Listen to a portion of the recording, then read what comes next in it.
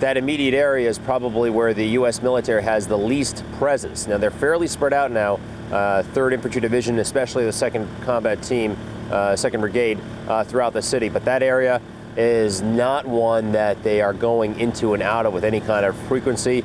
Their intent all along has been to hold these symbolic positions, like the one we're in now, the palaces down the block at the governmental institutions, places like that.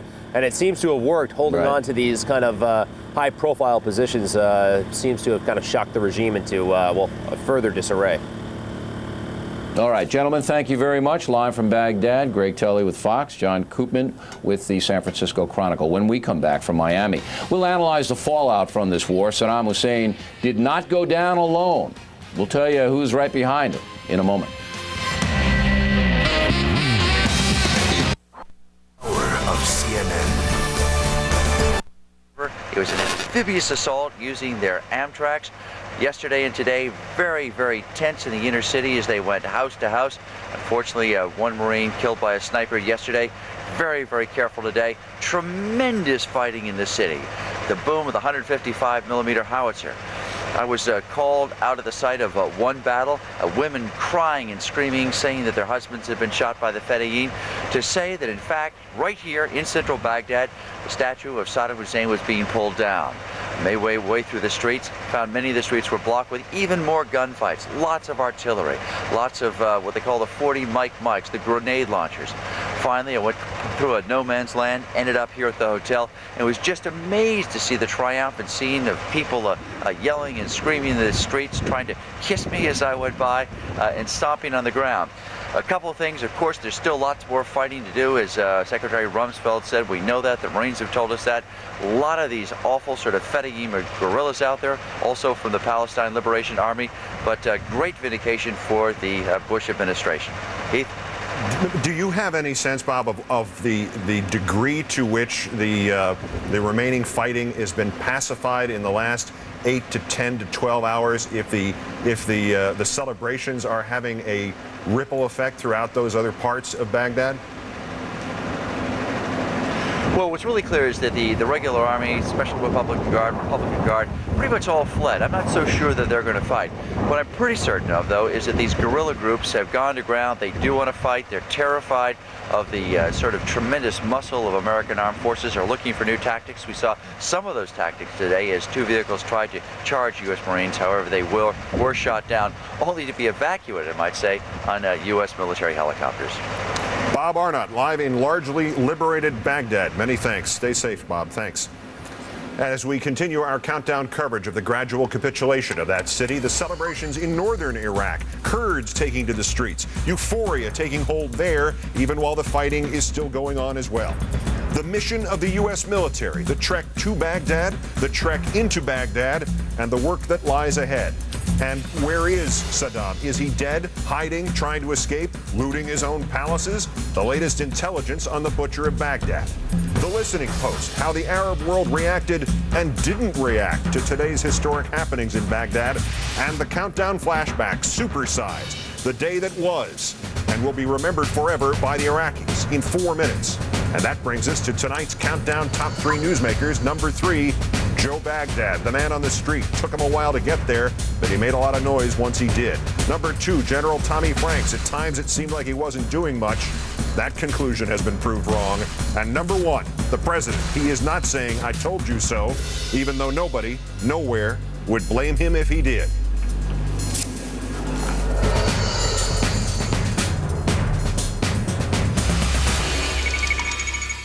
There's a treachery out of Damascus, and I think it's going to continue. And I think they are the only Middle Eastern country that's been on the UN Security Council, and they've been trying to obstruct this this coalition of the willing for quite some time. Okay, Dick Morris, a couple of losers for us, please. Well, I think the big losers are that for 30 years there's been a divergence between the attitudes of the American people and the attitudes of the established news and entertainment media. And this was actually the last straw. This was the divorce. We read in the New York Times every day, in the LA Times, how this war was in difficulty and in peril, and then we saw on TV that it wasn't. We heard all of our cultural icons in Hollywood standing up and saying this was an unjust war, this was immoral, and then you see these people throwing flowers at our troops because we've liberated them. I think that this will lead to the same kind of denouement of the established media that the Wall Street scandals led to with the brokerage houses. There'll be a real feeling that enough is enough, and there'll be a mass exodus away from them to organs that have proven more truthful. This was a war where you could see the reality. You could see the reality, so you didn't need to swallow the propaganda. No, I know, and we've already seen the network news ratings are stunning. That Dan Rather would be down 15% in the biggest story in years. The death of network news. Yeah, it is. I think so too. And I think all right, who else you got on the losers? Well, I think the other big loser, obviously, is the United Nations. The Security Council is no longer a relevant international forum for important issues. If you want a multinational forum where all nations can express their views, meet in the Oval Office. Because that's where fortunately, our president and our administration lets that happen. But the idea that we're going to vest dictatorships like China and oppressive regimes like Russia and disgruntled malcontents like France control the global priorities anymore, that idea is over. Or at least in this administration it is. Doctor, I'll go back with you for one more loser, then we'll come back to Dick for one more, and then we'll take a break and go to the winners. Go ahead, Doctor. I think in the Democratic Party, Howard Dean's going to come out a loser. He really built his long-shot campaign as Vermont government on being the voice of the anti-war movement, while senators like Edwards and Kerry and Lieberman, who are also running for president, signed on to the resolution in the fall. And I think Dean is going to find that this issue of Iraq is not a winner that it was these early months of 2003. Funny you should mention that, Doctor. We called Governor Dean today to have him come on the Factor, and he flat out turned us down. Whereas before the war, he was very anxious to come on. Now he's not. So I agree with you. That's very astute. I think Dean is done. His credibility is shot. Dick, you got one more loser before we get to the positive notes? Kerry, Pelosi, the whole liberal wing of the Democratic Party. They're going to get a double shot. The first was that people saw how important the liberation was today on the TV footage. And then over the next couple of weeks, when we find the chemical weapons this guy was amassing, the fact that this war was attacked by the left, and so the right was so vindicated, I think really means that the left is going to have to hang its head for 3 or 4 more years. Yeah, I do. So I think the Democratic Party will now be controlled from the center. All right, very good, guys. Hang around. In a moment, we'll be back with a look at some of the winners in this war. Not the obvious winners, but just as you saw with the NBC. Back to that Saddam Hussein statue. Unless the man himself is literally turned into a statue, merely knocking down his likenesses will not be enough for Iraqis or coalition leaders alike. In the cities of the battlefields, they would no doubt prefer much the kind of ending that befell the Italian dictator Benito Mussolini, hanging from a lamppost in Milan by his feet. In Washington, however, the hope might now be shifting. In a pacified Iraq, is it better to have a living Saddam than a dead one for the sake of a war crimes trial? Could the U.S. really be hoping we missed him? Either way, the question is still unanswered. Here's NBC's chief foreign affairs correspondent, Andrea Mitchell. Thank you, Mr. Bush. But we very like Mr. Bush. Mr. Bush? Okay. Okay, Mr. Bush. Okay.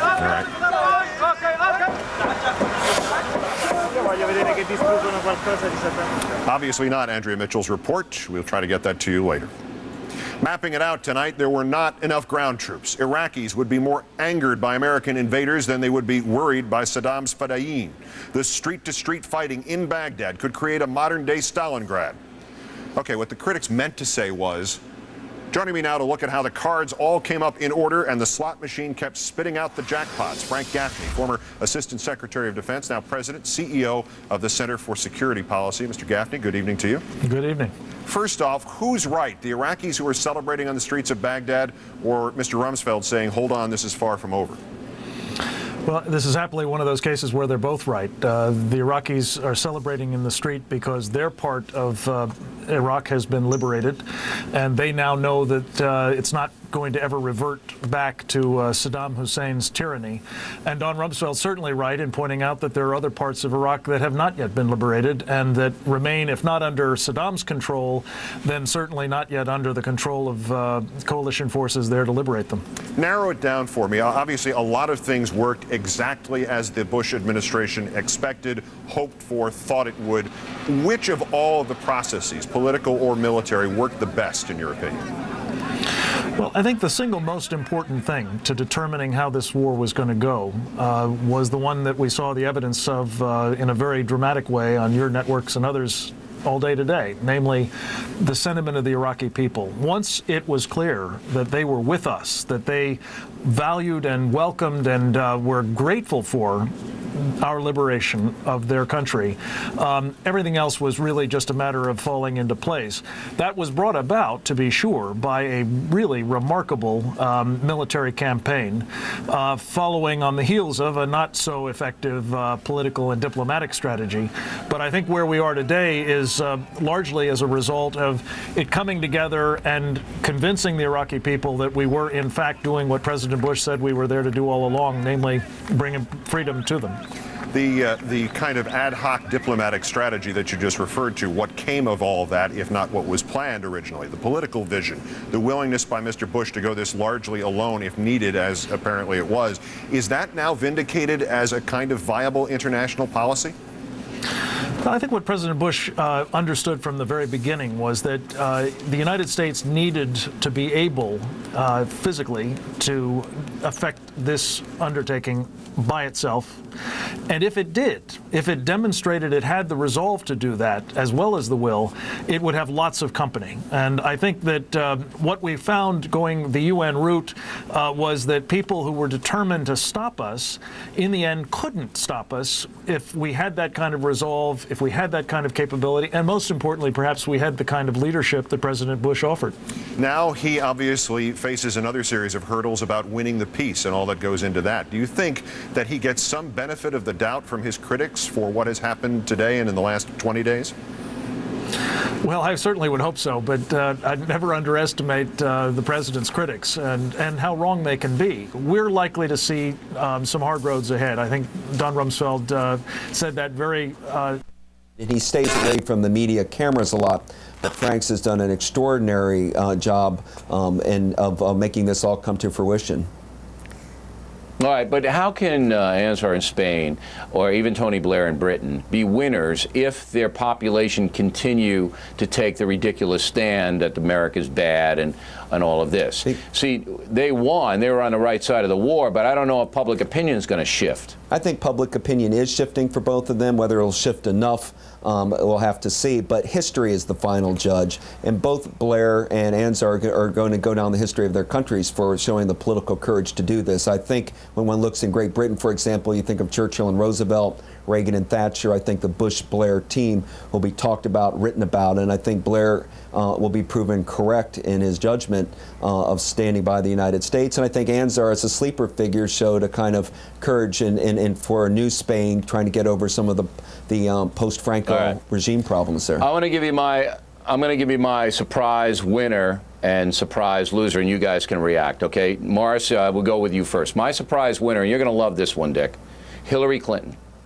Hillary Clinton voted for the action last fall and then hid under her couch for 6 months. All right? But made it quite clear that she wasn't sympathetic to the peace movement. She wasn't sympathetic to the left. She voted for the action, hid under the couch, refused to answer any questions. They got nothing to use against her on this in 2008 when she runs for president. She's a big winner. Am I right? Yeah, you're not only right, you're brilliant. That is so true.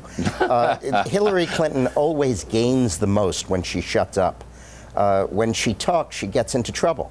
But when she's quiet, she's so expected to do the wrong thing that when she doesn't, she gets credit for it. Now, So she's a big winner. Now, go ahead, real quick. Well, I was going to say that I think the other winner is that there's now an admissions test to the Democratic nomination. You have to pass it, and I think Lieberman and Edwards are the only ones that pass it. Yeah, well, Kerry can make a comeback. I don't want to dismiss him, but he hurt himself. All right, now my big loser, and Doctor, I want you to address this, is Vladimir Putin. All right, now Putin had Bush. He had Bush convinced that he was his pal. They were riding the range. They were bucking the Broncos or whatever you do down there. Okay, they were doing it. Now Putin, persona non grata, and he needs our money. He needs our economic clout. Big, big loser, I think, Doctor. Completely agree with you. It was one of the ones I was going to say. And another loser for the reason of oil. Russia has been wanting to develop their oil exporting, and now with a new Iraqi government, you're going to be having those great Iraqi oil reserves, and it's going to make Russia's less valuable. A new distrust between at least the Bush administration and the Putin administration, like you're pointing out. And I think he's goes down now as a kind of forgettable leader when it looked like he was starting to become one of the people that could bring Russia into a new era. And Doctor, the worst thing about it, no more barbecues down in Texas, all right? No more brisket. All right, gentlemen, thanks very much. We enjoyed it. Plenty more ahead as a Factor moves along this evening from Miami. Up next, Colonel David Hunt on how to fight against Iraqis who will not surrender. And later on, Newt Gingrich will join us. Timeline now takes us to the present. It's been a historic and chaotic day in the city that has frankly seen it all. The live picture you're looking at cannot tell the real story of what's happening in Baghdad at this hour. For that, we turn to Craig Nelson of Cox Newspapers. He's at the Palestine Hotel right in the heart of Baghdad. I know it's in the middle of the night, almost daybreak over there. What can you tell us, Craig? What's the mood? What's unfolding?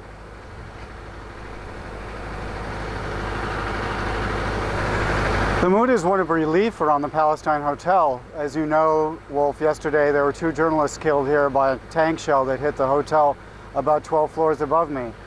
Today, the lobby of the hotel, which yesterday had Iraqi information ministry people in it, monitoring our every movement, is full of Marines. So there's a very, very different mood here. One of security, at least around this particular block. Outside of it, I think it's a very volatile situation. We saw looting today. We saw people wounded on the streets. We saw a lot of very difficult situations that are going to require a lot of policing. We talked to the U.S. Marine Commander here of the armored unit that came up Sadoun Street earlier this afternoon. And he told us that the Marines weren't in the business of policing. They were in the business of war. And he was pushing for bringing other troops here to do that policing as soon as possible. Is there a really visible Marine, U.S. Army presence in Baghdad as far as you can tell, or are they only at sort of sporadic locations?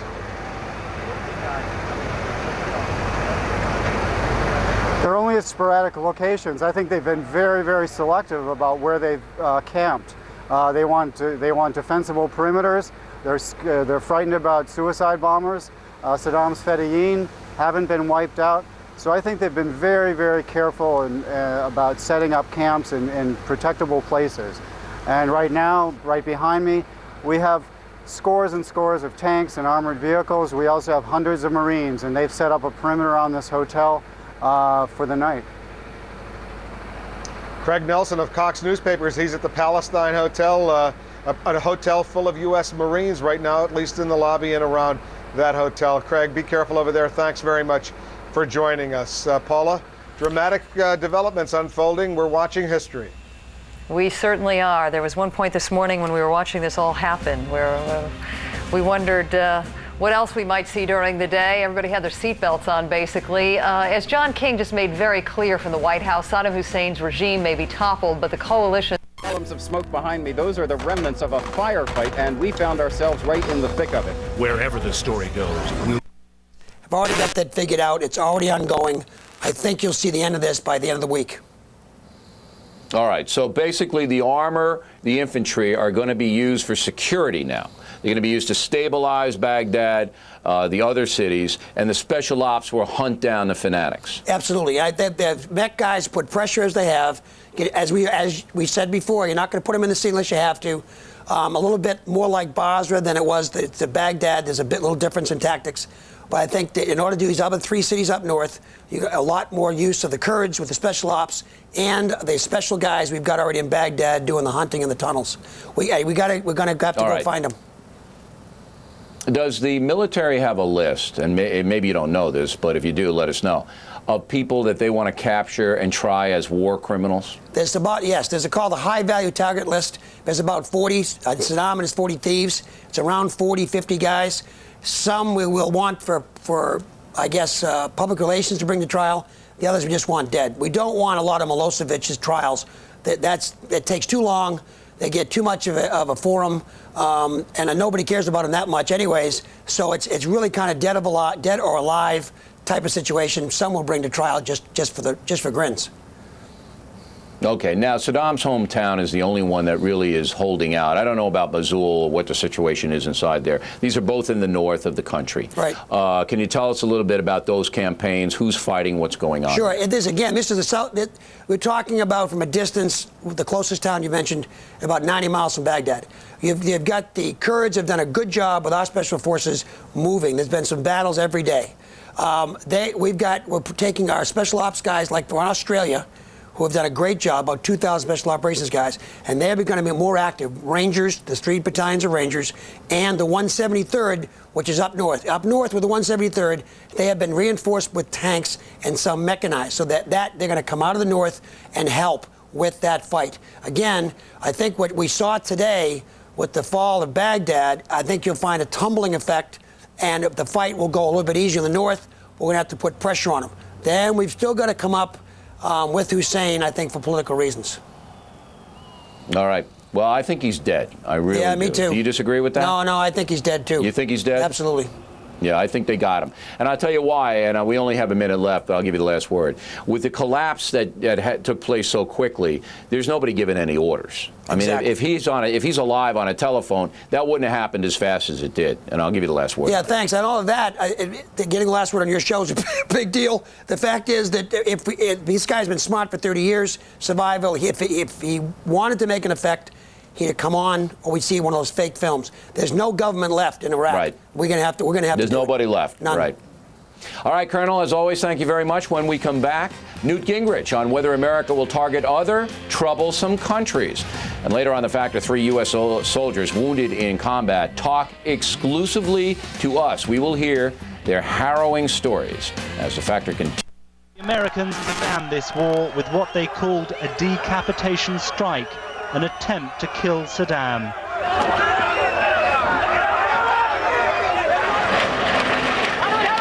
Today, the head of his statue was knocked off. The people he suppressed for so long, dragging it around the heart of Baghdad. But the questions of where the dictator is and whether he is dead or alive remain unanswered. Neil Connery, ITV News, in liberated Baghdad. If the streets of Baghdad looked like Berlin the day the wall came down, or Paris the day the Allies drove in, then the streets of northern Iraq cities like Sulaymaniyah looked more like New Year's Eve in Times Square. Here's NBC's Tom Aspin. Iraqi Kurdistan erupted in street parties when news broke that American troops were all over Baghdad. Saddam Hussein saw the Kurds as a despised minority. Now they see him stripped of power. I feel very proud that at long last we have gotten rid of Saddam Hussein. Thank you to the United States. Thank you to the United Kingdom. In Sulaymaniyah, the biggest celebration the city has ever seen. In Erbil, they defaced the dictator's picture on Iraqi banknotes, the ultimate insult from people who've lived with oppression and poverty for decades. For more than 30 years, Iraqi Kurds were primary victims of Saddam Hussein's cruelty, targets for organized Ba'ath Party campaigns of torture, rape, mass murder, even chemical extermination. Today they began losing their fear. But the war is far from over in northern Iraq. On the western edge of Kurdistan, the oil field cities of Mosul and Kirkuk are still controlled by Saddam Hussein's army. Kurdish Peshmerga guerrillas, helped by American Special Operations Forces, are inching towards the city's defensive lines. Today, Iraqi troops abandoned a key defensive position 9 miles from Mosul. It shows that the Iraqi army is completely demoralized. Otherwise, they would not have given up this position so easily. But U.S. intelligence services are still not sure how strong the Iraqi army is around the northern oil fields. or how loyal it remains to a crumbling regime. Tom Aspel, NBC News, Sulaymaniyah, northern Iraq. Tonight, our regular countdown temperature-taking feature, Where We Stand, gets a new name, courtesy of the coalition forces, Winning the War. You would think there would be very few people anywhere who would be upset by today's news from Baghdad, but as has become obvious, beyond those who merely and honestly sought peace or greater consensus, there remain groups who were invested in the idea that the coalition couldn't or shouldn't succeed. In other words, not a really good day to be French. Hugh Hewitt joins us now from Southern California, where he hosts his own nationally syndicated radio show and writes a column for the Weekly Standard. Mr. Hewitt, good evening to you. Hi, Keith. Good to be here. Let me start with the devil's advocate question. Is there yet some cloud to attach to this silver lining? No, there could be when the battle for Tikrit unfolds, but I think it is an unabashed day for joy. It's VB Day, Victory in Baghdad Day, and all those who said it couldn't be done, whether it's Helen Thomas or Robert Byrd or Scott Ritter or Jimmy Carter, they're not giving interviews tonight because it would be too damned embarrassing for them to come on and admit that they're doubting American armed forces or Secretary Rumsfeld or the President of the United States just made them look like fools. They ought never to have said it. I'm waiting for their apologies, Keith. Am I correct in assuming that you do make a distinction between those who were opposed to war and those who turned this specifically into an anti-George Bush thing? I think that it's very difficult to separate those two. The Los Angeles Times, the New York Times, all of their criticism of the war and of the administration was directed primarily at President Bush. But Robert Byrd, Helen Thomas, Scott Ritter, whether it's the silly people like the Dixie Chicks or Janine Garofalo, or the generals, Wesley Clark or Barry McCaffrey, or all these guys who got it so wrong, they owe an apology not just to the American people and especially to the American fighting men and women, but also to the administration, which has put together the most impressive display of combined arms in the history of warfare. All these armchairs and all the retired generals ought to come out and say, not only was I wrong, I was so wrong I'm going to shut up for a couple of years and salute the people that had it right. I imagine, Hugh, that you and I could argue for 3 weeks without a breath about whether the media is biased against the right or biased against the left. But without question, there are some newspaper columnists especially who may have to call in sick tomorrow. For example, Bob Herbert of the New York Times, who wrote 24 days ago, "We're about to watch the tragedy unfold. The president who's wanted war with Iraq all along has been unwilling to listen seriously to anyone with an opposing view." Do you think now that there will be necessarily a media swing to the right, whether or not there already was one? Well, tell me when they fire Maureen Dowd or when Paul Krugman gets a furlough. Then I'll believe there'll be a swing to the right, because Bob Herbert's really the smallest voice on a newspaper that was the exception of Sapphire, completely against the war. When they get rid of Robert Scheer or Arianna Huffington at the Los Angeles Times, phone me. The media is overwhelmingly biased against the military and the president. This won't make a dent in it because the people who sign those checks and make those decisions aren't interested in balance. They're interested in agenda journalism, and their agenda is to get rid of George W. Bush. We certainly begin to see and understand now about why the French were so vehement. That was a last-ditch effort, obviously, to make themselves relevant again internationally. What happens to them now, or to the Russians who were seen to be financially in bed with the Iraqis, or to the Germans who tried to play it both ways and sit on the fence? What happens internationally? Well, I'm kind of hoping that we send the French the peremptory veto they sent us when we were trying to bring liberation to the children in that jail earlier rather than later, and that we announce to them all of their plans. And this would go for Canada as well, for Chrétien, that we just don't want to hear from them for a couple of years, that they've got some penance to do. If they'd like to forgive the debts that Iraq owes them, that would be helpful in reconstruction. After all, most of that money was spent for weapons, which have to be destroyed now. But I don't want to hear from Chirac, and I hope the administration communicates that probably more diplomatically than I would, but that we are frankly not interested in the counsels of defeatist and corrupt politicians. Just send your wine. Hugh Hewitt of the Hugh Hewitt Show. Many thanks, sir. Thank you, Keith. It's an especially interesting night at the Countdown Listening Post, where some of the most important world media reaction to the startling rapidity of developments in Baghdad is best described by the phrase, the eloquence of silence. Natalie Morales now with the latest. Natalie?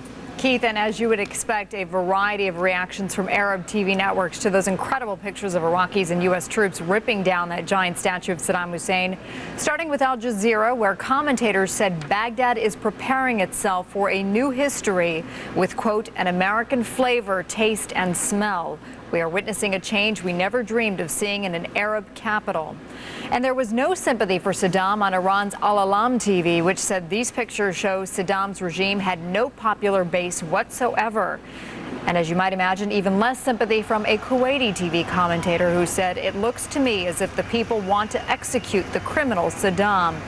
But there were plenty of suspicions about American motives on some Arab networks, even some threats. From the United Arab Emirates station, quote, "Now we will know whether the U.S. was really after freeing the Iraqi people or after the Iraqi territories." And Lebanon's LBC channel showed a young woman telling an American soldier, "These children are going to come to America and blow your civilians up." And finally to Syria, like Iraq, a Ba'ath Party dictatorship. And rather than show Saddam's statue falling, Syrian TV cut away to something a little more comforting for President Bashar Assad, a program on Islamic architecture, perhaps Syria's version of reality TV right now. That's a look from our MSNBC listening post. Keith? Natalie, thanks. Still ahead of us on Countdown. On the home front, the jubilation here at the success of the coalition forces in Baghdad today, especially in one town in Michigan. Also the Countdown flashback, the unforgettable pictures of the unforgettable day still to come, and the men and women in uniform who sacrificed and put their lives on the line to make today happen. Still ahead of us, America's bravest. The most visual moment in the last 10 years, the BBC. Now, look, the BBC has been, for years, totally owned by left-wingers who are viscerally anti-American. The BBC American channel may be the most anti-American channel, at least as anti-American as Al Jazeera. It's an ideological bias of the British left. They hated Margaret Thatcher. They hated Ronald Reagan. They cheerfully hate George W. Bush. I'm talking now about the BBC's left-wing board of directors and the BBC's left-wing reporters. That's just reality. The New York Times worried desperately about Afghanistan. When we won in Afghanistan, they warned us that Iraq would be harder than Afghanistan and not to mistake it. I am confident that whatever we do positive next, the New York Times will worry about. That's the nature of the New York Times, which has become a discouragingly left-wing and isolationist newspaper that wants a timid, weak America that will somehow be so pathetic that even the French will love us. That ain't going to happen. So I start from a different vantage point. Do I expect Jacques Chirac to be irritated by us? You betcha. But that doesn't bother me. No, it doesn't bother me either. So I can't imagine anything the United States could do that would convince the BBC staff or President Chirac or the New York Times editorial board that we were gaining in respect. But I believe across the Arab world, a heck of a lot of people saw, and by the way, Al Jazeera did cover what was going on. And a lot of people in the Arab world did see the statue topple. I also believe the more people learn about these torture chambers, I'm sure you saw the report earlier today about the Shias who'd been tortured, going back to the prison, looking at the place they've been tortured, taking reporters there. The more the world learns about how bad this dictatorship was, the smaller Idi Amin, the smaller that the Secretary General of the United Nations is going to look, the smaller that the people in Paris are going to look, the smaller, frankly, that Putin's going to look, and I agree that he was one of the big losers. And I think that it's very important to recognize that. All right, last thing. Here's the most controversial question of the night. What about the Pope? What about the Pope? The Pope, who came out and condemned this war as immoral, even as he continues to allow Cardinal Mahoney in Los Angeles to cover up the priest pedophilia scandal. I'm a Roman Catholic, and I'm sitting there and I'm going, but a guy like that with all his moral authority, if he would come out and say something in favor of the United States, that's what we need. We need somebody like that to say, I was wrong, they were right. But I see you smiling. You're not expecting a pontiff to do that anytime soon, I guess. Look, the Pope played an extraordinary role in the liberation of Poland, in the freeing of Europe, and in standing up morally against the Soviet Union. The Pope has been an extraordinary figure for a more decent and a more civilized world. In this case, as a religious leader, he has every right to take the position he's taking. I would never expect the leader of any religious group to speak out for the United States. I do hope that it's possible for religious leaders to condemn torture, to condemn dictatorships, and to recognize, as Catholic doctrine states, that there can be just wars, and that as we learn more about the Saddam Hussein dictatorship, the more we will realize this was a just war. All right, Mr. Speaker, always a pleasure. Thank you very much. Thank you. In a moment, a Factor exclusive, we will talk with 3 U.S. soldiers wounded in combat and hear their harrowing tales. We'll be right back with that. carrying everything from used tires to gold rims, copies of the Quran. Back home, White House Press Secretary Ari Fleischer says that pictures of Baghdadis celebrating the arrival of U.S. troops and dragging the head of Saddam Hussein's statue through the streets is a powerful one. However, he says it is premature to contemplate a declaration of victory. He says pockets of resistance remain in that city, and Saddam's regime is still in control of key northern towns. Fleischer also says both the Iraqi people and the administration would like closure on the fate of Saddam Hussein. And the Defense Department has released the latest casualty numbers for Operation Iraqi Freedom. So far, 101 deaths, 11 missing in action, 7 prisoners of war, and 399 wounded. More headlines in 15 minutes. On the will eventually take root in Iraq. Absolutely. The Iraqi society is ready. Path of a basketball championship, only one that actually mattered. In other American homes, in other American cities, there were smaller, but nonetheless just as jubilant and grateful celebrations, like the home of every family of every U.S. serviceman. From Fort Stewart, Georgia, NBC's Roger O'Neill reports. Tears of joy, cheers of relief, as U.S. soldiers pull down the statue of a dictator. There it goes. City business took a backseat to the country's business in Oak Grove, Kentucky. It's personal here, Fort Campbell, home of the 101st Airborne. It just made you really feel good to be an American and be a part of this. A sweet taste in the Over Coffee Cafe next to Fort Stewart in Georgia. Angela Chadburn's husband, Major John Chadburn, is there, 3rd Infantry Division. Wow, it's hard to express when you see the faces of the people over there who haven't had this freedom for so long. Freedom is what many Iraqi exiles around Detroit were honking their horns for. This is a happy day. We all feel we are born today. Saddam's statue coming down is already one of those defining pictures in history. Like other haunting moments, people will remember what they were doing, where they were when it happened. Jason Mark will, vehemently against the war. He's now being asked, if it was so wrong for America, why are so many Iraqis cheering American soldiers? The Iraqis are evidently pleased that the Saddam Hussein regime is at an end. That doesn't mean they're happy to have the Americans there. The almost euphoric reaction today, perhaps more telling of the country's mood than any signal of the war's end. But as one soldier's wife said, what a breath of fresh air. Freedom, Iraq! In Seattle, celebrating for Iraq. But in most of America tonight, the celebration on hold until the troops come home.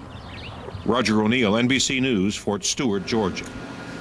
And the fighting men and women are, of course, still at risk. And as the Secretary of Defense, Mr. Rumsfeld, stated so starkly today, there will still be deaths. Thus, amid the celebrations, it is still a sober time. It will still be a sober time at the MSNBC Wall of Honor, where Natalie stands by with America's bravest. And Keith, for many of the troops and their families, the road to Baghdad, though, leads to home, and they are now one historic day closer to that welcome home. But you're right, still a lot of caution, also a lot of pride. And let's share some of the names and faces of those who are a big part of Operation Iraqi Freedom. This right here is a great picture of Corporal William Marjoram in the Marines. He's a mechanic, and he operates the tank's every function, according to his brothers, who in fact sent us this picture. You see them right here. He has 4 brothers. They tell us William has a wife and son, and they write that he is in their every thought and prayer, and they all love him and they miss him dearly. They're praying for his safe return home. Here's another great shot, and by the looks of it, I don't think you want to mess with this guy. He's Specialist Osvaldo Romero Jr. This picture taken while he was serving in Afghanistan. He is with the 101st Airborne, the 3rd Brigade, now in Iraq, and it was the same unit that his father served in during the Vietnam conflict. His mother, Irma Romero, tells us that Osvaldo once wrote that, quote, just like we took care of him as a child, it was his turn to take care of those he loves, and he and his comrades understand why we're in Iraq. That's what he says. Finally, Captain Marius Harrison Burrell, this picture right here, who deserves another medal. You see he has many of them on his lapel. He's a Naval Academy graduate serving in the Marines, and his mother, Paulette, writes that he comes from a very large family who love him very much, and they all pray for him and his family of soldiers. Well, do you have loved ones who are serving overseas? If so, we'd like to feature them on our America's Bravest photo wall. You can mail the CNN's continuing coverage of the war in Iraq. Celebrations in Baghdad, but pockets of fighting and chaos continue to rage. At 10, Aaron Brown brings you dramatic images from the Iraqi capital and eyewitnesses to the fall of Saddam Hussein's regime. Who will run Iraq now? Stay with CNN. I realized I was hit other than just my arm. You walked a mile before you realized it? Almost a mile. And when we stopped, I took a knee and I realized I just felt blood rushing down my leg and also on my hip. You watched TV this morning? I sure did, yeah. What'd you see? The Marines are pushing up to Baghdad. How's that feel? Great. I'm glad to see the Iraqi people being liberated. Did you see the protesters or did you just hear about them? You could hear about them. What did you guys think when you heard that? Nobody ever liked it. Did it make you angry? It made me and a lot of the other troops very angry because we're over there, we're fighting for what these people are complaining about. You had somewhat of a celebrity with you. Someone who's all over the media now, didn't you? Jessica Lynch. She was just part of our convoy. I was one of the ones that made it through. Just some of the things that I have heard, about what happened actually to us, that I know that didn't happen. Probably no secret, everybody's saying we made the wrong turn. Things like that of that nature, but we didn't. We was just going where we were supposed to go. It feels really good. I'm proud. Proud of what I done. Were you afraid you might die? No. No, I knew I wasn't gonna die. How? Faith. I received the Purple Heart for getting wounded in combat. It's kind of like an award nobody wants.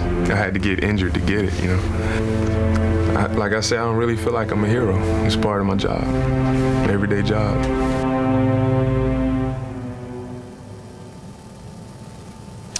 Once again, we have set up on my website, BillO'Reilly.com, addresses where you can help families who have lost soldiers in Iraq. And if you go there and you can check it out for yourself, we're not saying that you should do anything, but it is there if you want it. Next, we will wrap things up with the most ridiculous item of the day and some of your mail.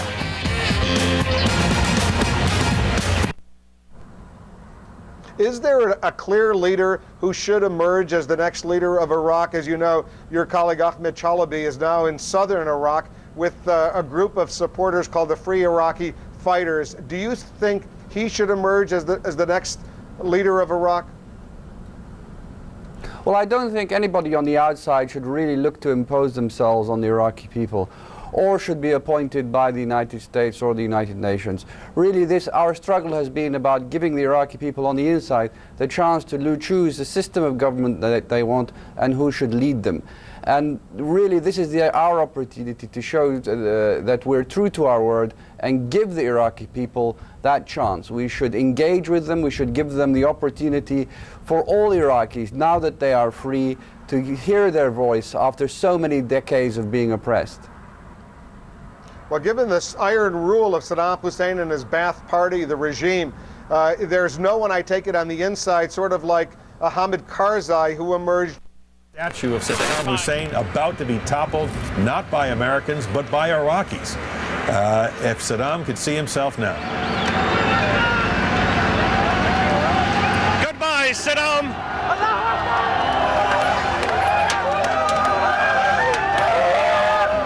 There he goes.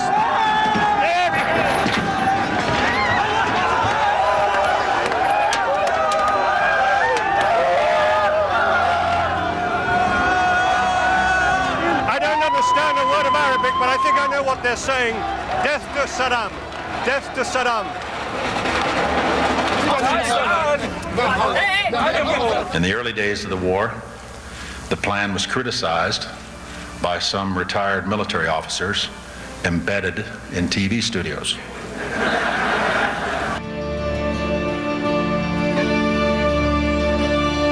We have to be proud to be Americans today. This has been a tremendous commitment to the freedom of Iraq.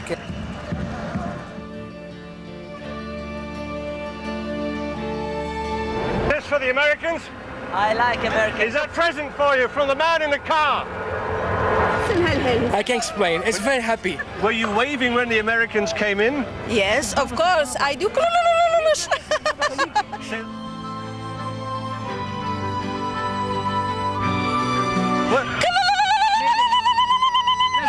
days of our... We will not stop until Saddam Hussein's regime has been removed from every corner of that country. Our MSNBC coverage of the events in Iraq continues in a moment with Lester Holt. We leave you with what was a tough choice, the top 3 countdown images from these crowded hours. I'm Keith Olbermann. Good night and good luck.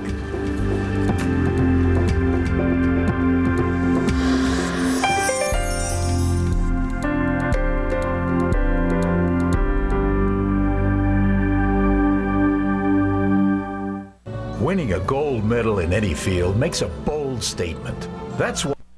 So we had a morning of contrast. It really was a remarkable morning. It was indeed. Paula, thanks so much. As usual, love working with you. I don't know. Donna and Jeff Price, Summerlin, Florida. Mr. O, we wish to thank you for warning us that the story on the sons of Saddam was not for children. Our kids 11 and 13 left the room without argument when you said they should not watch. Thanks for being a responsible journalist. Well, you're welcome. Jose Sison Luzaras, the Philippines. Adoption of a U.S.-style government is culture-bound. What is good for America may not be good for Iraq. Well, I don't think Saddam was good for anybody. Nick Thiel, Queensland, Australia. As an American student overseas at a time like this, I now know why the world has such a misguided view of America. They don't get the factor. Pauline Fitzpatrick, Fort Lauderdale, Florida. Dee Myers was wrong when she said no one was paying attention to politics. I will not forget what John Kerry said about President Bush, veteran or not. Charles Morzenti, Hurley, Wisconsin. O'Reilly, it's wonderful that a fund has been set up for NBC News reporter David Bloom's children, but wouldn't it have been better to set up a fund for all the children affected by the Iraq War? Well, it's been done, Mr. Morzenti. As I just mentioned, if you go to my website, BillO'Reilly.com, we have a list of charities that help the families of servicemen killed or hurt in Iraq. Neilani Morris, Sierra Vista, Arizona. O'Reilly, I think it's wrong of you to ask for donations for the children of the late David Bloom. Ms. Norris, I'm not asking for anything, all right? I told you there's a fund set up to educate the man's children. Vicky Shue, Woodville, Ohio. Bill, good thing we have a big screen TV. After bragging that you are the second most powerful man in America, your head took up the whole screen. Well, you need better sound on that big TV, Vicky. A magazine selected me the second most powerful guy in TV news. I put it in the most ridiculous item of the day. Your letter was spin, not good in a no-spin zone. How about their website, www.foxnews.com/O'Reilly. Mother's Day coming up, Father's Day coming up. We got Factor gear all over the place, and they make great gifts, except if your mother or father hate me. Then that might not be a wise choice. Also, how about emailing us with some pithy comments? O'Reilly@foxnews.com. O'Reilly@foxnews.com. Name in town, name in town, name in town from anywhere in the world. We're enjoying reading all the letters that are pouring in. That is it for us today. As always, we thank you for watching The Factor. Please remember the Radio Factor, Westwood 1, every weekday. Hannity and Combs is next. Former New York City Mayor Rudy Giuliani will be with the boys. I'm Bill O'Reilly reporting this evening from Miami. We do hope to see you again next time. And remember, the spin stops right here.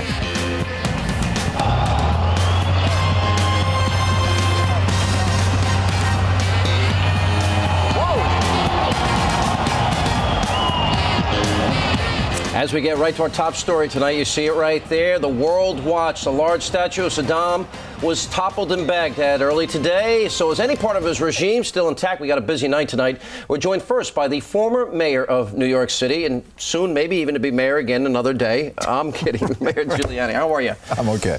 Good. With this, we were just talking off the air. The history in the making reminds me a lot of the Berlin Wall. It does, reminds me of it, too. Sure, I think that has to be an image that's going to be seen for a very, very long time and repeated, because there's something very, very basic about it. It's the celebration of people who now can see freedom.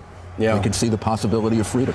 You know, we're witnessing today, I had all these reports. We hear about children that wouldn't join the bath party that were in prison, some of them 5 years. We hear about other prisons where they were tortured.